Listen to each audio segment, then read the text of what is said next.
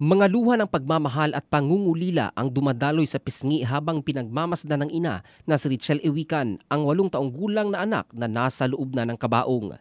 Si Richelle Iwican Matute o kilala sa kanilang lugar sa Palayaw na alias Kuleng, karumaldumal ang sinapit, pinagsamantalahan bago pinaslang ng isang 59 anyos na kapitbahay noong nakarang Pebrero 26 ng taon sa Puro Capidos, Magkagong Maragusan, Davao de Oro. Sa panayam ng brigada kay Richelle, nagpupuyos na isinalasay nitong binaboy ng husto ng sospek ang kanyang anak bago pinagpupukpok ng bato ang ulo at babang bahagi ng katawan.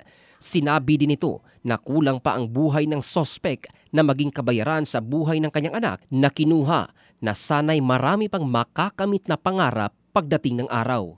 Si Richelle ang unang nakakita sa katawan ng kanyang anak na wala ng saplot at puno ng sugat. Samantala, mariin namang itinanggi ng itinuturang sospek na si Cristobal Trania ang krimen at sinabing malinis ang kanyang konsensya.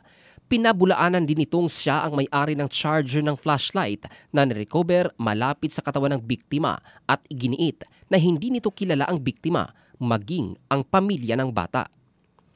Taliwas naman sa pahayag ni Cristobal, kinumpirma ng isang Dodong de la Peña bago ang krimen ay dumaan sa kanyang tindahan ang sospek at iniwan ang flashlight para i-charge tanghali noong Linggo, Pebrero 25 at binalikan makalipas ang ilang oras habang ang biktima nawala pasado 3:00 na ng hapon. Sa panayam naman ng brigada kay Benito Cuamag Jr., punong barangay na Magkagong, agad silang nagsagawa ng pagsiyasat kasama ang mga tanod hanggang sa unti-unting lumiwanag ang mga pangyayari na nagtuturo kay Trania na posibleng may kinalaman sa krimen. Dahil dito, inimbitahan ang sospek ng taga-barangay kasama ang mga kasapi ng Maragusan Municipal Police Station at isinailalim sa interogasyon habang sa tuluyan na itong ipinasok sa selda. Kinumpirma din ni Chairman Cuamag na dati nang may record ng tangkang pangmomolestya si Trania kung saan mga kabataan ang kanyang pinupuntirya.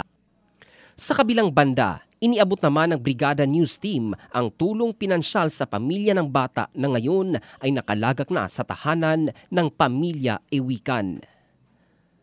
Ang balitang ito ay hatid ng DriveMax Adult Herbal Capsule para sa lalaking laging umaangat.